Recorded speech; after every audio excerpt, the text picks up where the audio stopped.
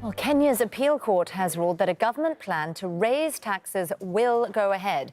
The finance law sparked nationwide protests supported by the opposition. At least 30 people have been killed this month. The measures were suspended by the High Court, but that's now been overruled. The law will double tax on fuel and also introduce a housing levy.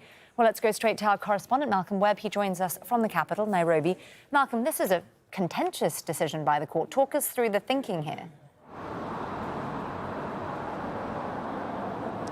The appeals court has ruled that the government can go ahead and collect these increased taxes, which, as you mentioned, include doubling the tax on fuel, a housing levy that will be taxed on all earners in the formal sector across the board. The taxes have been criticised for being regressive, and the political opposition have said this is exactly what they've been protesting against and objecting to in recent weeks. Now, Kenya's struggling to keep up with its debt repayments. The Kenya shilling has been growing weak against the dollar, so the costs of those loans has been going up.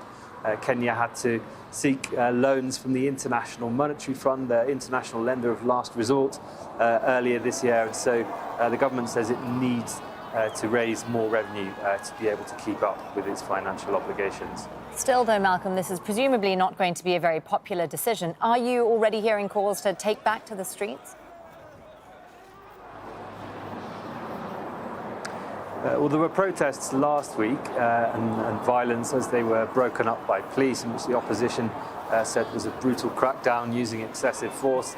There had been protests planned for this week, but they called them off and instead called for a vigil in memory of those people who'd been killed in the violence the week before. President William Ruto and opposition leader Raila Odinga both said that they were willing to sit down and talk, but people were waiting to see if that will actually happen.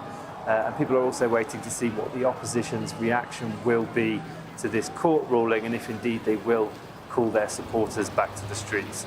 We'll continue following that very closely here on Al Jazeera. Malcolm Webb there for us in the Kenyan capital, Nairobi. Thanks, Malcolm.